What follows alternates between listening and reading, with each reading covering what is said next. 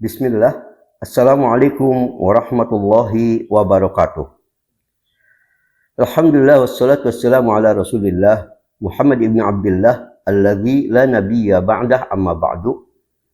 Saudaraku, selalu ana berharap semoga kita dalam keadaan baik. Amin.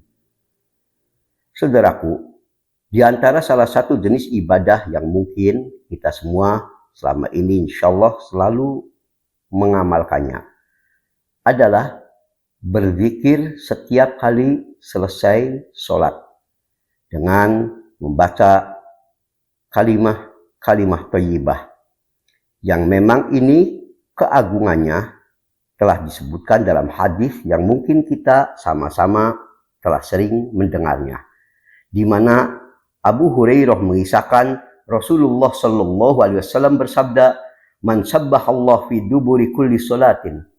Barang siapa yang setiap kali di akhir sholatnya dia membaca tasbih 33 kali, kemudian wa hamidallah salasan wa salasin, membaca tahmid 33 kali, wa kabbarallah salasan wa salasin, membaca takbir 33 kali, fatilka tis'atun wa tis'un, maka jumlah totalnya adalah 99.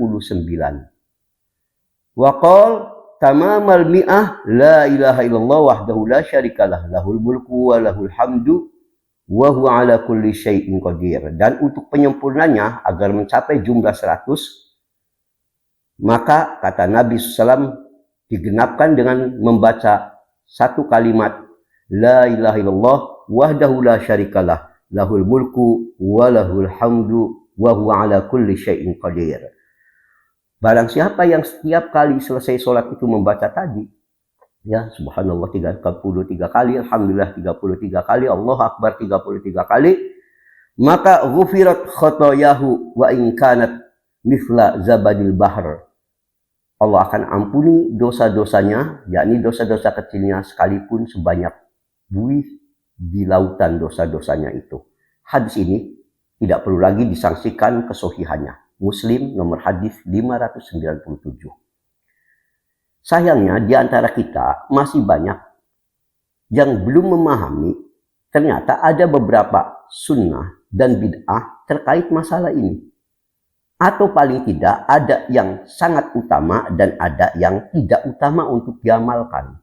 Maka dalam kajian kali ini, agar kita bisa lebih mendekatkan kepada sunnah dan lebih menjauhi dari apa-apa yang dikhawatirkan terjerumus dalam bid'ah, khususnya terkait dengan zikir-zikir setelah sholat, ana akan mengangkat tema yang ana beri judul sunnah dan bid'ah terkait zikir setelah sholat. Sebenarnya banyak pembahasan yang harus ana ungkap terkait masalah ini, tapi untuk kali ini ana akan soroti 5 hal yang ana anggap paling esensial karena kebanyakan di antara kita keliru dalam masalah 5 perkara ini. Ima meninggalkan yang lebih utama atau memang perkara itu dikhawatirkan justru bid'ah dan kita meninggalkan yang sunnah.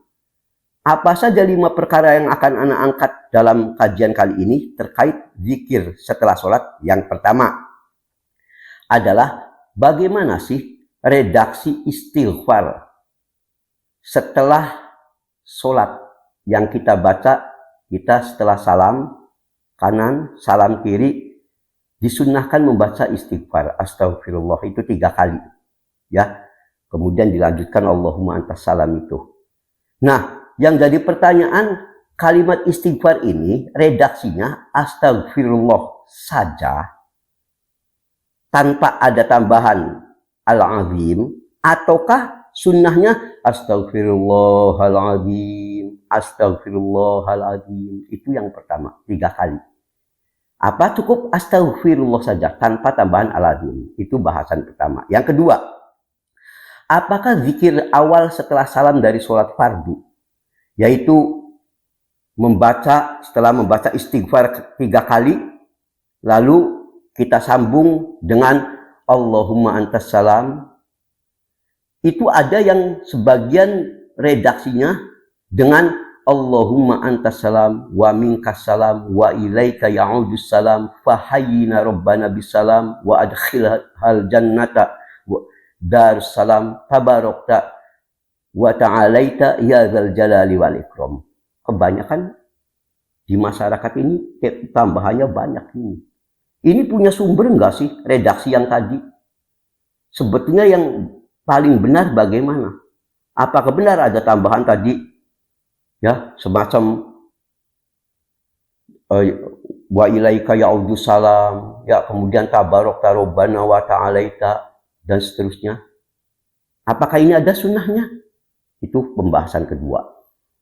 Pembahasan yang ketiga, apakah zikir-zikir di atas, yakni kita membaca astagfirullah 3 kali, kemudian Allahumma antas salam wa minkas salam sampai ya dzal jalali wal ikram, ini berlaku hanya untuk setelah sholat fardu saja atau juga berlaku untuk sholat sunnah juga setelah sholat sunnah? Apa ini cuma sholat fardu? Apakah boleh pula dan sunnah pula kita setelah sholat sunnah misalkan membaca zikir-zikir tadi di atas? Ya, ini pembahasan ketiga. Yang keempat, terkait dengan boleh tidaknya berzikir menggunakan tasbih. Termasuk zaman sekarang tasbih digital bentuknya. Apakah itu boleh?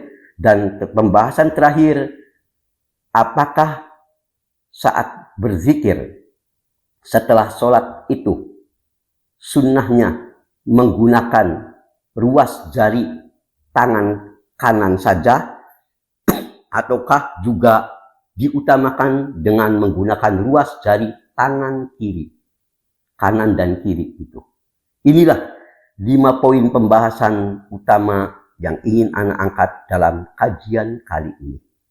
Baiklah, mari kita langsung masuk dalam kajian bahasan yang pertama, yaitu bagaimana sih redaksi istighfar setelah selesai sholat, yaitu kita baca astagfirullah. Itu apa astagfirullah saja atau ada tambahan al-azim? Jadi menjadi astaghfirullahalazim, astaghfirullahalazim, astaghfirullahalazim. Maka jawabannya, mari kita lihat redaksi hadisnya. Tsauban radhiyallahu anhu mengisahkan, karena Rasulullah sallallahu alaihi wasallam, kebiasaan Rasulullah sallallahu alaihi wasallam, idzan sarafa min salatihi, jika telah selesai, telah salam dari salatnya, maka istighfaro salasa, beliau membaca istighfar atau beristighfar sebanyak 3 kali. Jadi ini terkait membaca istighfar sebanyak 3 kali jelas, cuma belum fokus bacaannya, istighfarnya gimana. Bisa jadi cuma astagfirullah saja, bisa jadi astagfirullahalazim.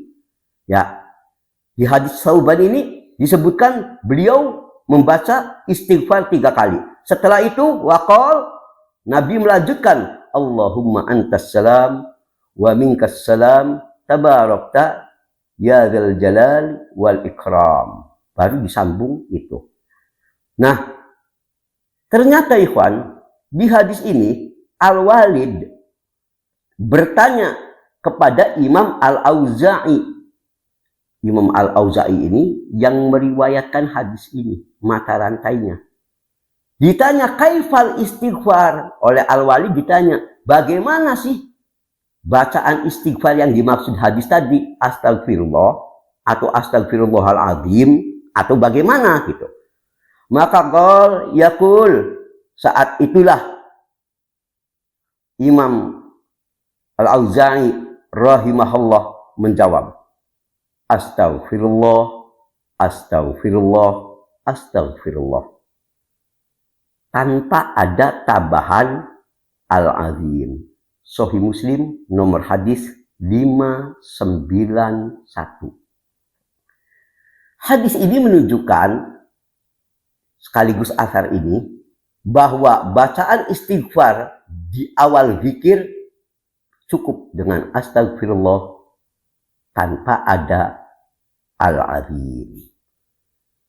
Nah, atas dasar itu Syekh Azmi hafizahullah saat menjelaskan masalah ini, beliau pernah berkata, ziyadatul azim, adapun tambahan al-azim di belakang atau setelah kata astagfirullah itu dalam zikir habis sholat itu dengan ada tambahan redaksi al-azim, lam tarid anin nabi sallallahu alaihi wa alihi wasallam, tidak pernah diriwayatkan dari Nabi sallallahu alaihi wasallam.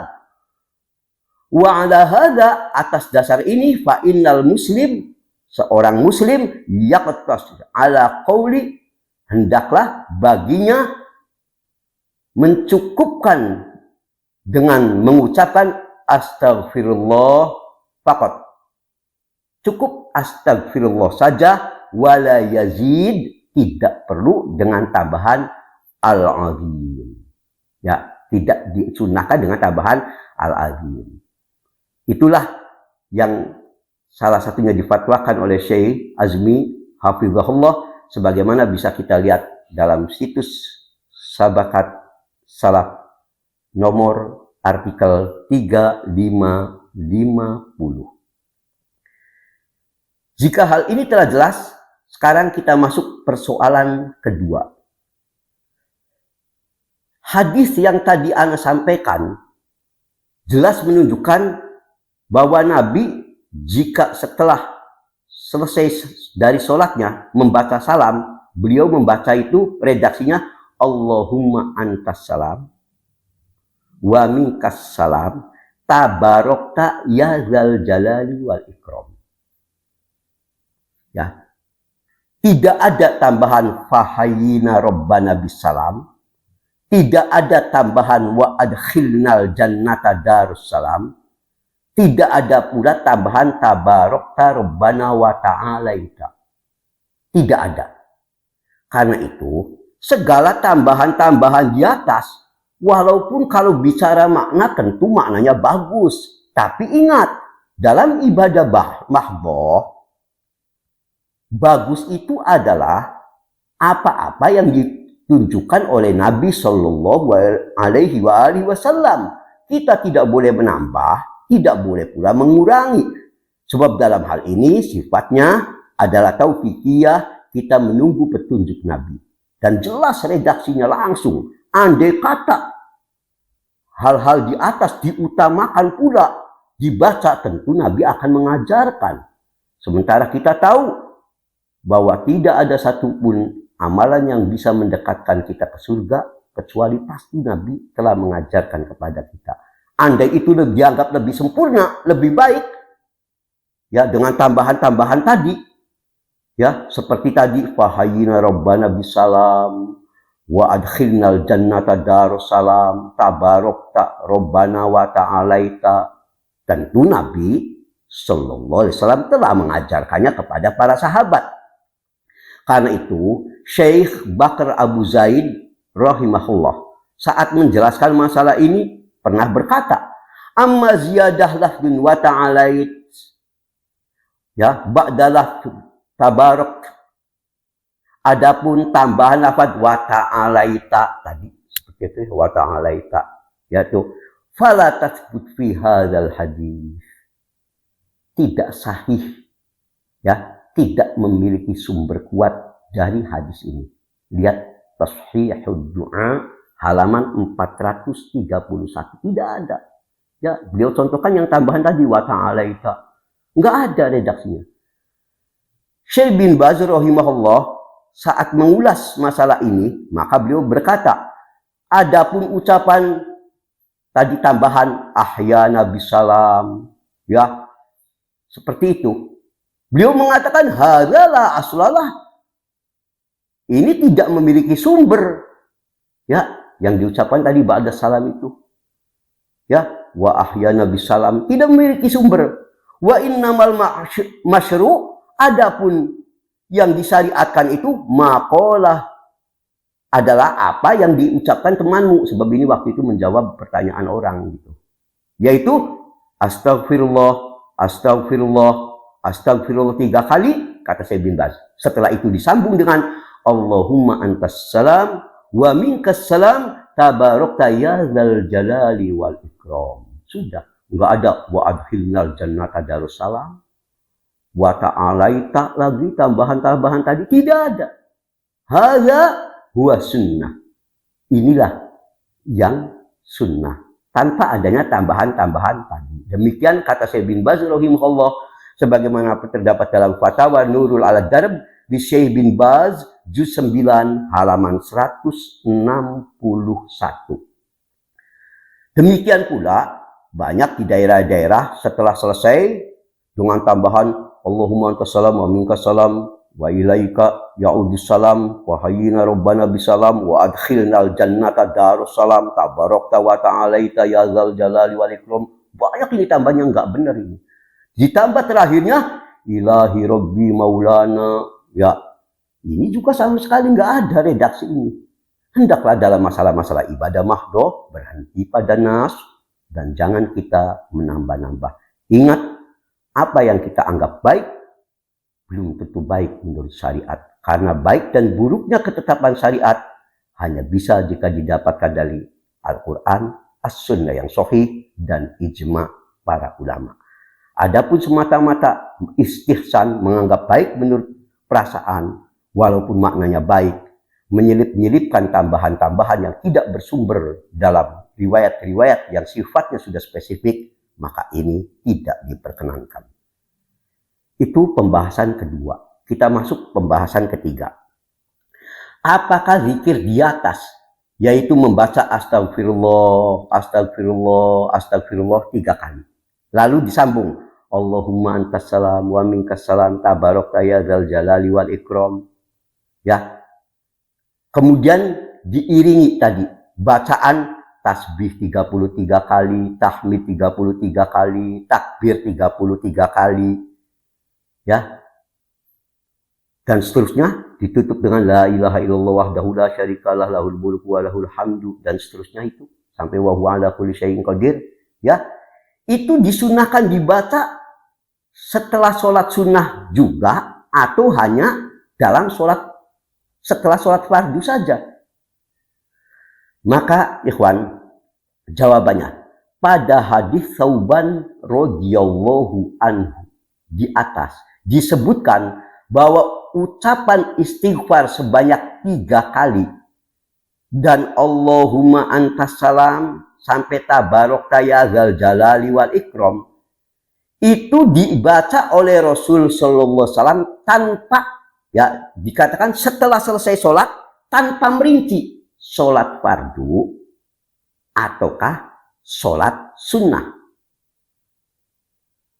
Tidak dijelaskan, pokoknya di situ setelah sholat aja.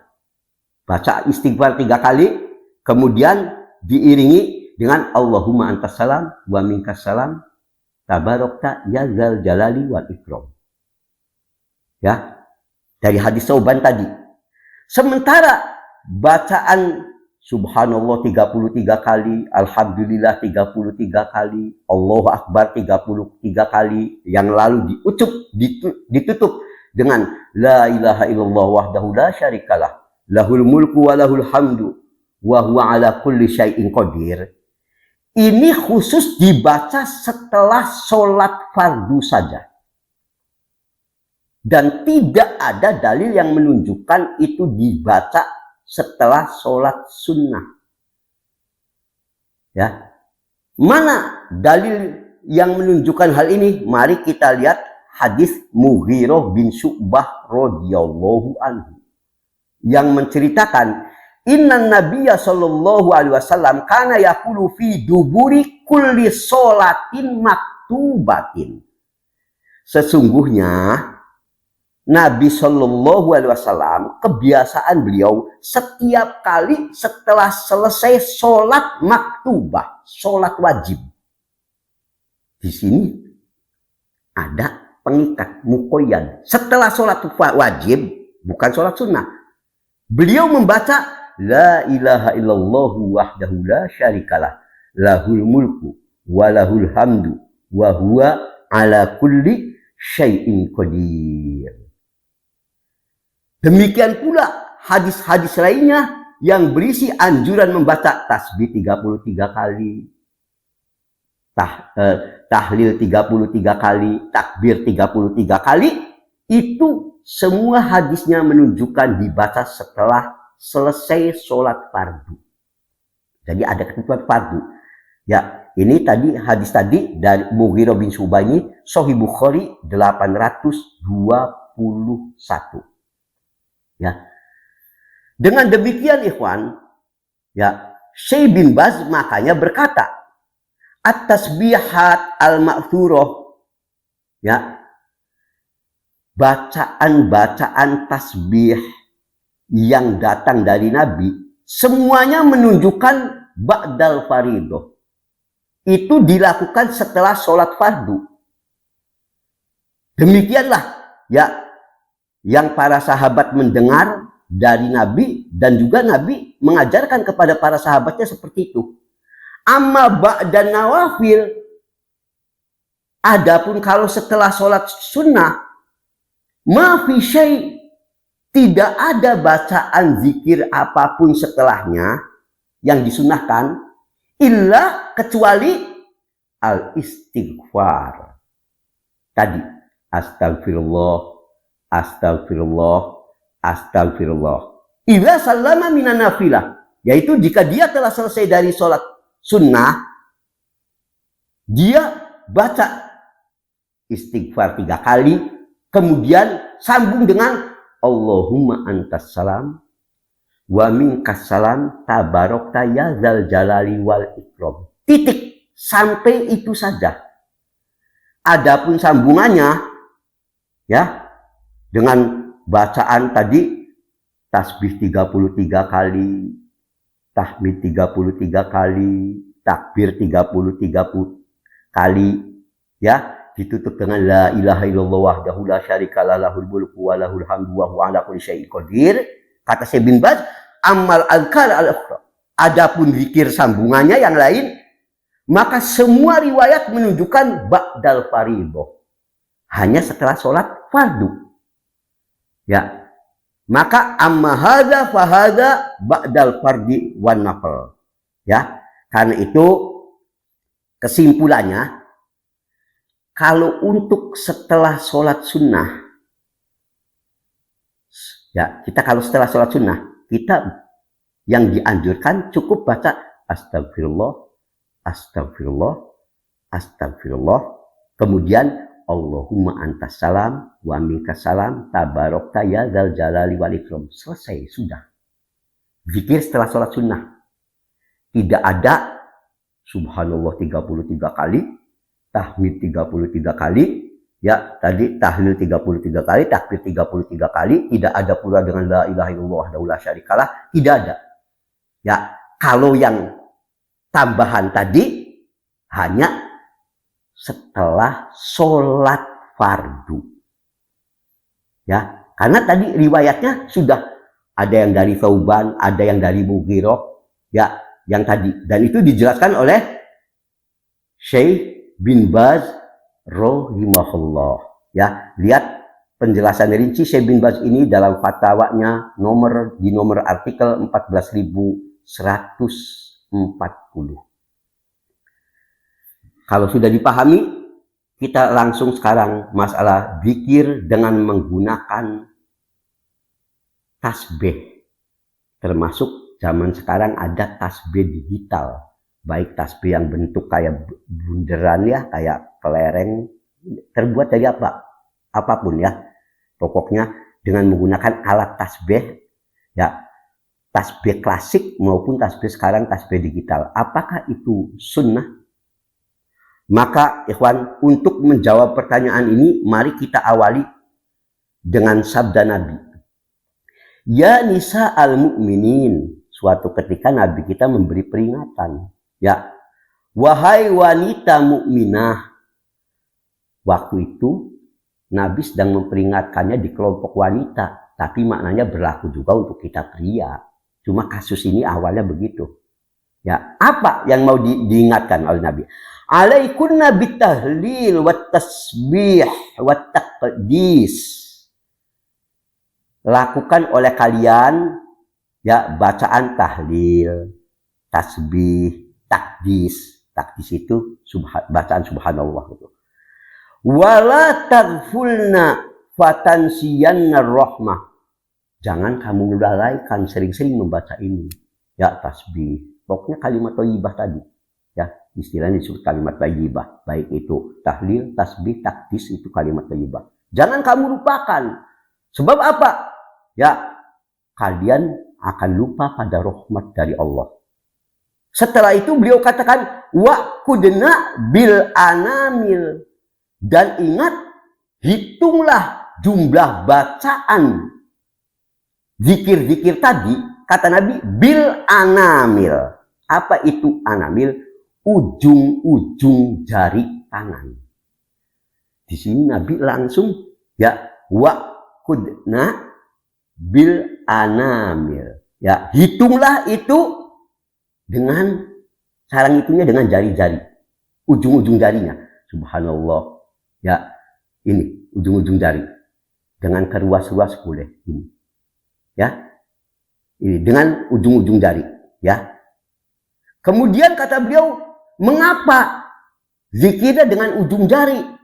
Sebab beliau mengatakan fa innahunna mas'ulat mustantaqat. Sebab kelak jari-jarimu itu yang akan Allah tanyai dan yang akan menjawab. Ya, sebab nanti di hari kiamat kita kan mulut ini dikunci oleh Allah. Tanganmu untuk apa saja? Tangan yang biasa berzikir jarinya, yang akan menjawab jari. Tanganku digunakan untuk berzikir. Maka zikirnya pakailah jari-jari tangan, kata Nabi. Ini hadis riwayat Abu Dawud 1501, ya, Tirmidzi 3583 dan sebagainya. Nah, kata Al-Hafidz dalam Hidayatul Ruwat juz 2 halaman 439 hasan. Kata Al-Albani dalam Sahih Abi Dawud nomor 1501 hasan hadis tadi.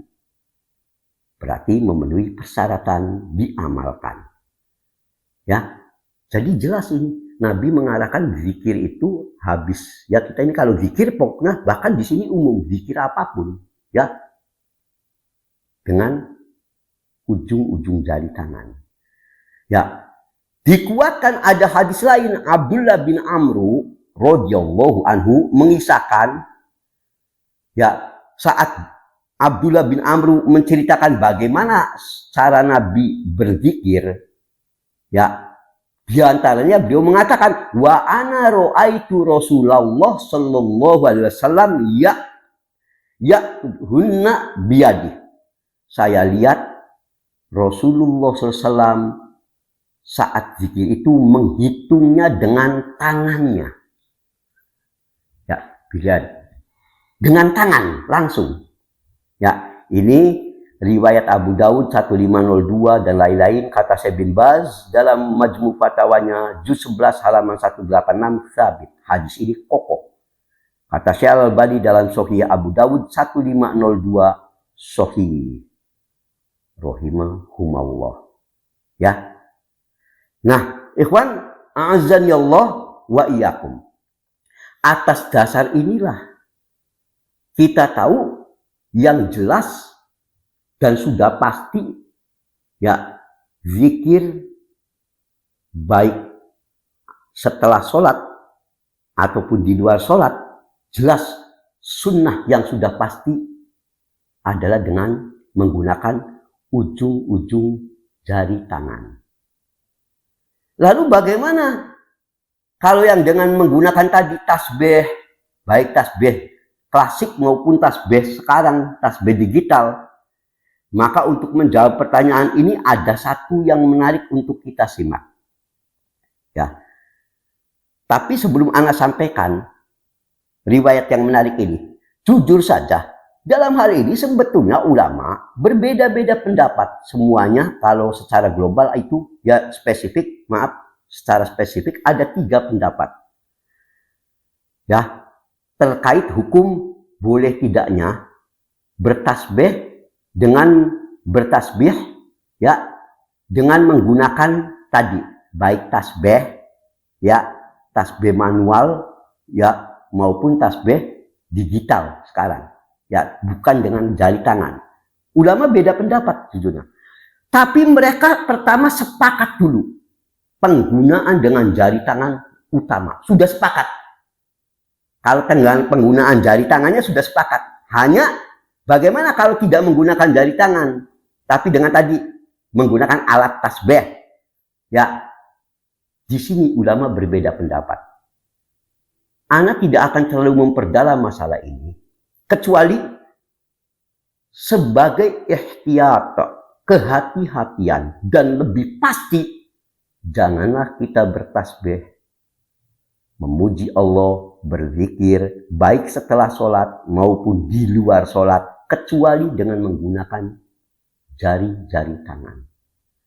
Mengapa? Ada hal di samping tadi hadis yang telah Anda sampaikan, yang sudah saya sampaikan tadi, ya, tentang Nabi mengingatkan kepada para wanita tadi, ya, bertasbihlah dengan menggunakan itu ujung jari. Juga tadi periwayatan dari sahabat, aku melihat sendiri Nabi kalau zikir pakai jari tangan. Ditambah lagi Ibnu Mas'ud radhiyallahu anhu. Siapa yang tidak mengenal beliau? Suatu ketika melewati seorang wanita yang sedang bertasbih dengan menggunakan alat tasbih. Ya, jadi wanita ini ya, zikir pakai alat tasbih. Ya, baik yang kayak manik-manik sekarang itu begitu, ya. Begitu melihat itu, faqata'ahu wa alqah. Langsung Ibnu Mas'ud memutus alat tasbih itu, bahkan lalu dilemparkan, ya, oleh Ibnu Mas'ud radhiyallahu anhu. Summa marra bi rajulin yusabbihu bihasan.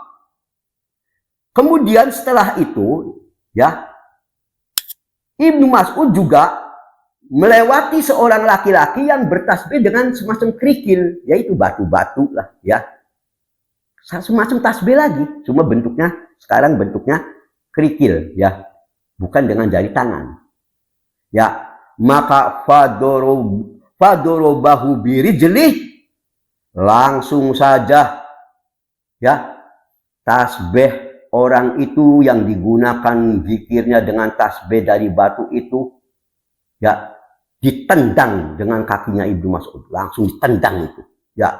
Seraya beliau berkata, laqad subiqtum raqibtum bid'atan zulman, sungguh kalian telah mendahului.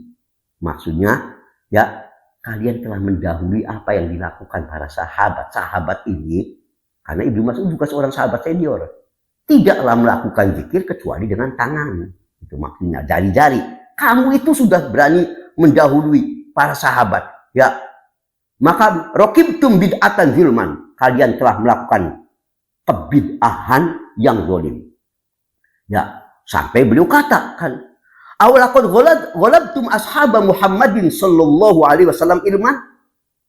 Ya, apakah kalian mengira kalian lebih berilmu dari para sahabat Nabi sallallahu? Marah. Sahabat zikir itu dulu pakai jari-jari, kalian mulai membuat bid'ah. Zikir pakainya tasbih. Ya, mau tasbihnya dari batu atau apa, yang penting bukan jari-jari tangan. Kamu ini lebih mulia, kata Ibnu Mas'ud radhiyallahu anhu. Ya. Sanad riwayat ini sahih hingga as-salat yang merupakan seorang tabi'ut tabi'in terpercaya. Lebih lengkapnya riwayat ini silakan lihat di dalam silsilah ad-dha'ifah juz 1 halaman 110. Ini menunjukkan dulu sahabat kalau melihat apa yang beliau pandang mungkar, kebid'ahan, langsung diingkari. Beliau menganggap, ya, terlepas tadi Anda sampaikan ada beberapa ulama yang membolehkan, tapi beliau termasuk orang yang sangat mengingkari. Ya, zikir dengan menggunakan selain jari tangan. Ya, mau tasbih dari batu, mau tasbih dari apa, pokoknya bukan jari tangan, beliau ingkari. Bahkan ada kasus menarik lain. Ya, jadi suatu saat, ya, Ibnu Abbas dikabarkan ada sekelompok manusia yang berzikir berjamaah di masjid, ya, itu dengan menggunakan batu kecil, ya. tasbih. Ya, mereka di tangannya itu menggenggam ya tadi semacam tasbih. Langsung Ibnu Abbas datang ke sana seraya berkata, "Ma hadzal arakum tasnaun?" Hei fulan-fulan, anda semua ini, benda apa yang kalian gunakan untuk bertasbih, bertahmid, bertakbir? Ini apa ini? Dijawab oleh mereka, "Ya Aba Abdurrahman Hasan, na'udda bihi takbir wa tahlil wa tasbih." Ya, ini kerikil. Dulu alat berzikirnya pakai kerikil, ada sekelompok orang ini, ya. Ini kerikil yang biasa ya kami gunakan untuk tasbih, bertahlil, ya bertakbir. Kami pakai ini. Mendengar itu, langsung saja Ibnu Abbas bereaksi, "Fa'uddu sayyi'atikum." Hitung saja kesalahan-kesalahan kalian. "Wa ana dominun alla yadi'a min hasanatikum syai'." Ya, aku jamin hal itu jauh lebih baik. Kebaikan kalian tidak ada akan disia-siakan. Apa maksudnya? Zikir dengan cara yang bukan dari tangan, beliau menganggap sebagai sebuah keburukan. Kamu menghitung itu, hitung aja kesalahan kalian makanya. Sampai lalu beliau berkatakan, "Waihakum ya umat Muhammadin sallallahu alaihi wasallam. Celaka kalian. Ma asroka halakatakum. Betapa cepatnya kalian menuju penyimpangan agama. Kalian ini masih zamannya dekat dengan sahabat, sudah mulai dianggap membuat bid'ah, yaitu bid'ah bertasbih tidak lagi dengan jari. Celaka kalian ini," katanya. "Haula'i sahabatu nabiyyikum sallallahu alaihi wasallam mutawafirun." Padahal ini nih, kata Ibnu Abbas, sahabat-sahabat Nabi masih banyak.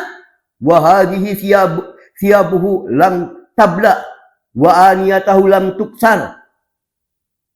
Pakaian-pakaian mereka para sahabat, ya, maaf, baju Nabi maksudnya, baju Nabi masih belum usang, ya, masih ada, ya, bejananya juga belum pada retak, masih dekat kamu itu dengan zaman Nabi, tapi kamu sudah melakukan ibadah yang dimaksud zikir tidak dengan menggunakan jari tangan. Kamu masih dekat masanya, ini sahabat masih banyak. Baju Nabi juga masih belum usang tuh. Walaupun Nabinya mungkin sudah wafat. Masih. Ya, bejana Nabi masih ada tuh katanya. Tapi kalian udah mulai berani bikin bid'ah. Lalu beliau berkata, "Wallazi nafsi biyadih." Demi Allah yang jiwa aku berada dalam tangannya. "Innakum la'ala billatin hiya ahda min millati Muhammadin sallallahu alaihi wasallam au muftatihu babi dolalah." Kalian ini sebenarnya apa merasa berada di atas agama yang lebih benar dibandingkan agama Muhammad SAW? Kamu ini lebih benar. Cara kamu ini zikir begini, cara yang lebih benar daripada Nabi yang diajarkan Nabi. Di mana Nabi tadi ngajarkan itu yang zikir pakai jari, ujung-ujung jari. Au muftatihu babi dolalah. Atau kalian ini sebetulnya yang menjadi pembuka pintu-pintu kesesatan. Sampai sedemikiannya, ya, kemarahan beliau radhiyallahu anhu terhadap apa yang beliau anggap itu sebagai perbuatan bid'ah. Ini riwayat Imam Ad-Darimi dalam sunannya nomor 210. Hadis ini memiliki jalur penguat yang karenanya Syekh Al-Albani rahimahullah telah menyatakan kuatnya hadis ini dalam As-Sahihah nomor hadis 2005. Ya, juga dinyatakan oleh Syekh Masyhur bin Hasan Al-Salman. Hadis ini juga sah di dalam takhrijnya atas kitab Al-I'tisam juz 2 halaman 323 sampai 325. Ya, atas dasar ini makanya sekali lagi, sekalipun Ana sudah sampaikan di awal, ada beberapa ulama yang memberi keringanan, tak mengapa ini sebagai alat.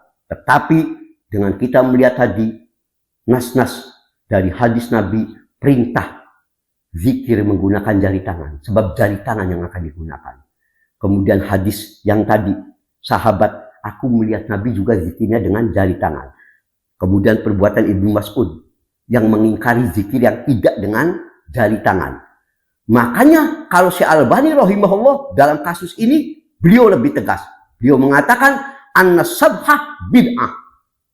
Penggunaan tasbih yang digunakan untuk zikir, maka ini bid'ah. Lam takun ala ahdi Nabi sallallahu alaihi wasallam. Tidak pernah perkara ini ada di zaman Nabi sallallahu alaihi wasallam. Ya, beliau sampai begitu dan beliau panjang yang menyebutkan itu. Ya, alasannya? Ya, dilengkapi dalil-dalil yang salah satunya tadi perbuatan Ibnu Mas'ud yang mengingkari perbuatan ini. Lihat dalam lengkapnya Ad-Dhaifah juz 1 halaman 110. Dan sini ya, Syekh Albani rahimahullah, beliau lebih memilih untuk menegaskan bid'ah, kata beliau rahimahullah. Paling tidak kita, seperti yang anak katakan, terlepas dari apakah ini hanya perkara yang tidak utama atau memang bid'ah, yang jelas bagi kita, hendaklah kita mengikuti sunnah yang pasti. Ya, apalagi perbuatan tadi, zikir yang tidak dengan jari tangan itu diingkari sahabat senior. Ikhwan azan ya Allah wa iyyakum. Sedikit ana sampaikan. Ada satu subhat dari orang yang makanya mereka membolehkan penggunaan zikir dengan tasbih. Ya, baik tasbihnya dari batu, manik-manik, atau apa, kerikil gitu. Boleh katanya. Ya, alasannya salah satunya Sofiyah radhiyallahu anha menceritakan. Dakhala alayya Rasulullah sallallahu alaihi wasallam wa baina yaday arba'atu alafi nafatin usabbihu biha. Rasul pernah menemui aku dan di tanganku saat itu ada 4.000 nawat. Nawat itu biji-biji korma yang dirangkai, yang dijadikan untuk tasbih, alat tasbih. Ya, namanya makanya di sini ya nawat. Ya, jadi katakanlah bahasa bebasnya sama, tasbih. Ya, yang aku usabbihu biha. Aku ini dulu kalau membaca zikir menghitungnya dengan menggunakan tasbih tadi. Ya. Intinya sampai akhir hadis. Ya. Nah, ikhwan, atas dasar ini maka ada sebagian yang membolehkan. Nih, katanya di sini Nabi tidak mengingkari apa yang dilakukan oleh Sofiyah radhiyallahu anha. Jawabannya, hadis tadi yang dari Sofiyah radhiyallahu anha diriwayatkan oleh Tirmidzi nomor hadis 3554. Dalam sanadnya ada rawi yang namanya Hashim bin Sa'id Al-Kufi. Hashim bin Sa'id Al-Kufi ini, kata Ibnu Ma'in, laisa bisyai', tidak dianggap. Kata Abu Hatim, dhaiful hadis, lemah hadisnya. Lihat dalam At-Tahdhib juz 11 halaman 17. Maka atas dasar itu Imam Tirmidzi yang meriwayatkan hadis dari Sofiyah tadi, itu Imam Tirmidzi salah satunya. Justru setelah meriwayatkan hadis tadi, beliau berkomentar. Apa komentarnya? Hadza hadis gharib. Ini hadis gharib. Gharib ini satu istilah dalam ilmu hadis. Anda tidak akan sempat menyampaikan di sini karena waktu. Asing hadis ini. Gharib itu terjemahan bebasnya. Ini hadis benar-benar asing, aneh. La na'rifuhu min hadisin Sofiyah illa min hadzal wajhi. Kata Imam Tirmidzi, ya, aku tidak pernah tahu hadis ini, ya kecuali dari arah ini, yaitu dari jalur Hashim bin Sa'id Al-Kufi tadi. Hanya orang ini yang meriwayatkan ini. Walaysa isnaduhu bima'ruf. Sanadnya tidak dikenal. Ya, ini dikatakan oleh Imam Tirmidzi orang yang meriwayatkan hadis itu sendiri. Beliau sendiri ya tidak yakin. Ya, bahkan Syekh Al-Albani rahimahullah ya dalam Dhaif At-Tirmidzi setelah menyebutkan hadis tadi, beliau mengatakan mungkar hadis ini. Mungkar katanya. Ada lagi diriwayatkan oleh At-Tabrani dalam kitab Ad-Du'a nomor hadis 494. Hadis yang semakna tadi, zikir dengan menggunakan tasbih, ya bukan dengan jari tangan. Tapi dalam sanadnya ada rawi yang bernama Yazid bin Mut'ab. Dia ini pelayannya Sofiyah. Syekh Zaid Abu Bakar berkata, Yazid lam yudad lahu tarjamah. Yazid yang meriwayatkan rangkaian hadis ini tidak diketemukan biografinya. Siapa Yazid ini? Kata Syekh Bakar Abu Zaid, di kitab-kitab rijal hadis nggak ada nama ini. Yang tidak dikenal begini yang nggak bisa.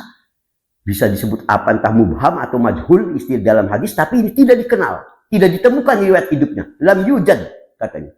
Lahu tarjamah. Ya, biografi orang ini tidak ditemukan. Lihat dalam kitab As-Subhah halaman 18. Juga ada diriwayatkan pula hadis semakna dari jalur bersumber dari Sa'ad bin Abi Waqqas. Diriwayatkan oleh Abu Dawud nomor hadis 1500. Ya, tapi dalam sanadnya lagi-lagi ada kelemahan, yaitu orang yang bernama Khuzaimah. Yang kata Syekh Al-Albani, Khuzaimah hadza majhul.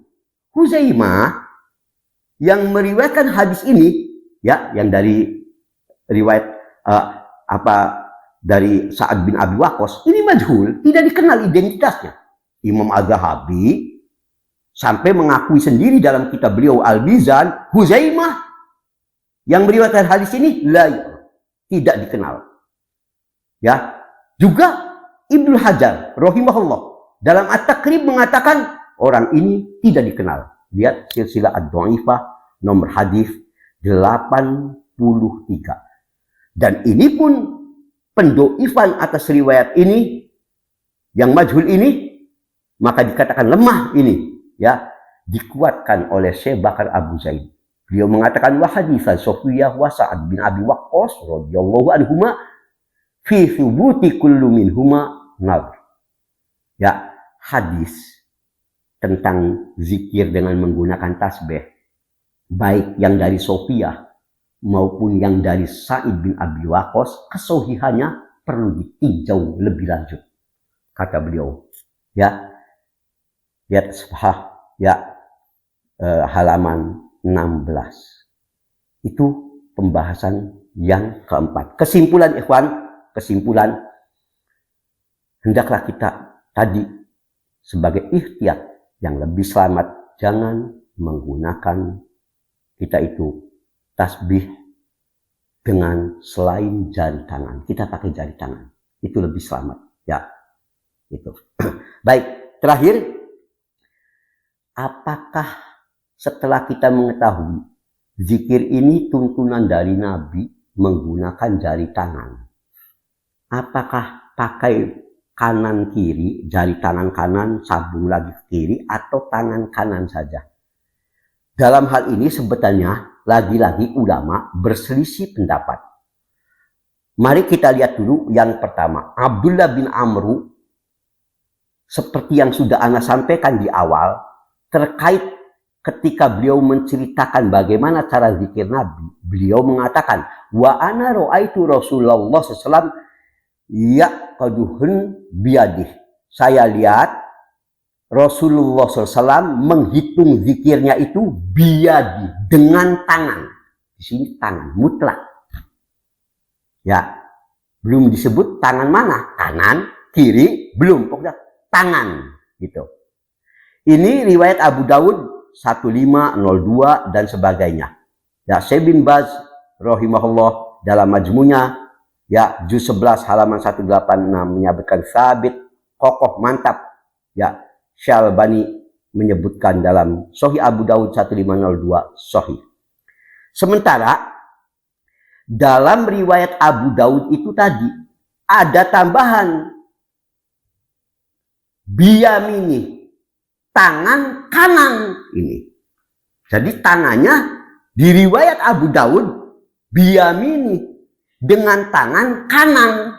Masalahnya nih, atas dasar inilah ya, kalau sebagian ulama mengatakan sunnah ya dengan tangan kanan saja. Jadi ujung jari tangan kanan, tangan kiri nggak ikut. Sebab berdasarkan riwayat tadi dari Abu Daud, tangannya tangan kanan. Kalau yang pertama memutlak tangan, kalau namanya tangan kan bisa tangan kanan kiri. Kalau yang ini ya tangan kanan. Ya, hanya saja memang iya ada sejumlah ulama yang mengatakan sesungguhnya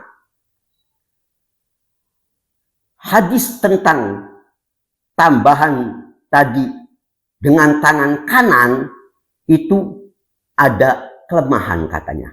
Karena dari sekitar 6 jalur hadis yang menyebutkan Nabi berzikir dengan tangan, hanya 1 jalur yang disebut di situ tangan kanan. Yang lainnya hanya tangan semua. Ya, nggak disebut kanan gitu. Makanya jalur yang dengan tambahan kanan ini dianggap ini hadis ini sebagai hadis yang menyelisihi riwayat yang lebih kuat. Di mana riwayat yang lain itu mutlak tangan tanpa menyebut kanan. Ikhwan, a'azani Allah wa iyyakum. Maka bagaimana mengkompromikan keterangan ini? Lagi-lagi anak ingin sampaikan, ya, tidak diragukan lagi bahwa Nabi itu dalam hal yang baik secara umum lebih menyukai penggunaan tangan kanan. Bahkan kalau Syekh Al-Albani rahimahullah, ya beliau mensohikan hadis tangan kanan tadi. Maka kalau beliau tetap berpendapat yang benar hanya dengan tangan kanan saja. Sementara Syekh Al-Utsaimin rahimahullah, ya terkait masalah ini, maka beliau memberikan penjelasan yang cukup bagus. Beliau katakan, as-sunnah ayyusabbih bil yumna. Sunnahnya, zikir itu menggunakan tangan yumna, kanan. Li'anna hadza huwa marwahu Abu Daud.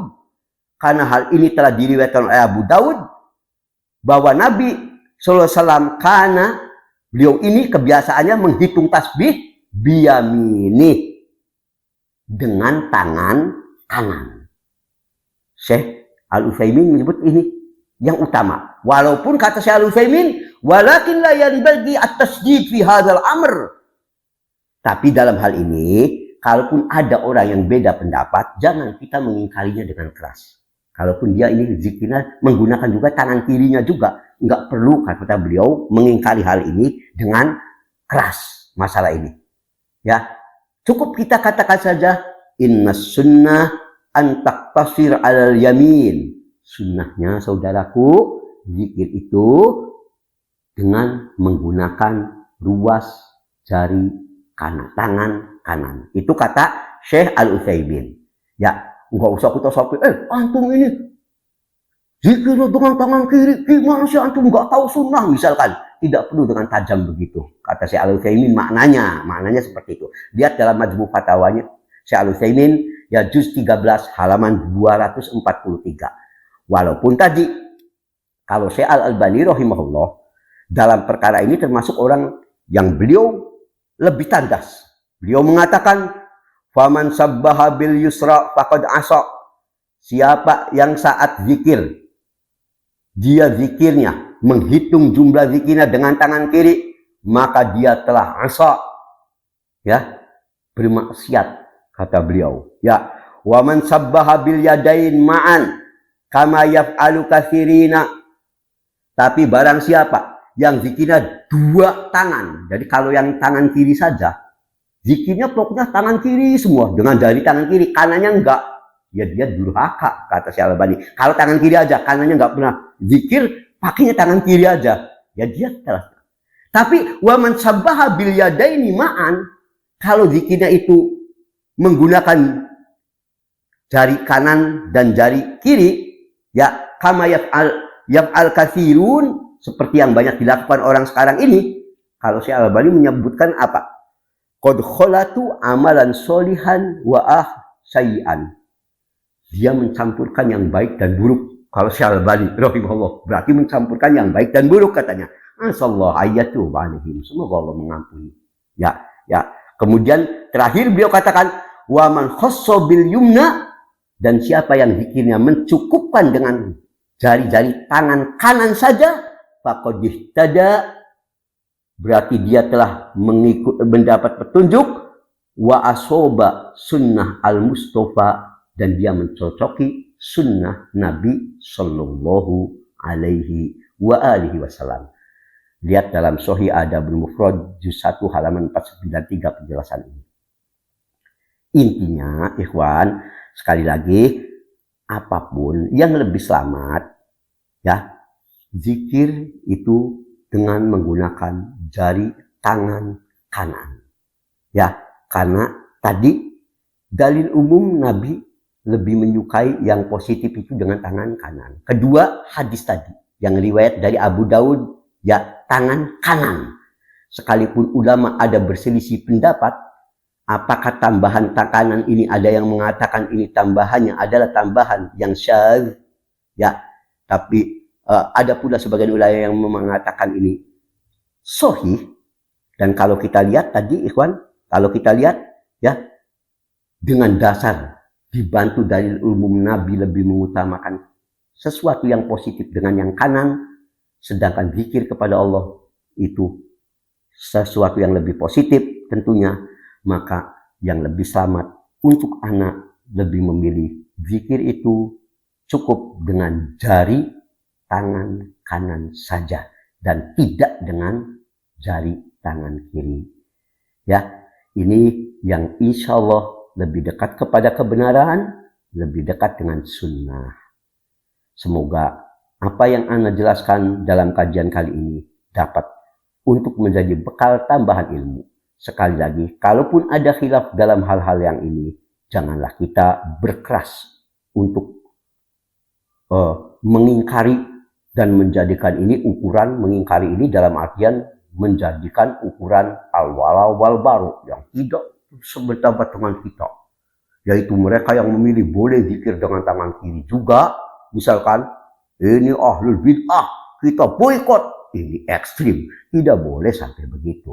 Ya, tetap, ya, sekalipun kita paling tidak anak pribadi memilih yang demikian, ya, hanya tadi ternyata ada juga beberapa ulama, ya, dan tidak sedikit yang membolehkan pula, dan dengan dalil-dalil, walaupun tadi dalilnya ada yang menyebut ini dhaif dan sebagainya. Wallahu ta'ala alam. Semoga bermanfaat. Subhanakallahumma wa bihamdik, asyhadu an la ilaha illa anta astaghfiruka wa atubu ilaik. Walhamdulillahirabbil alamin. Wassallallahu ala Muhammadin. Assalamualaikum warahmatullahi wabarakatuh.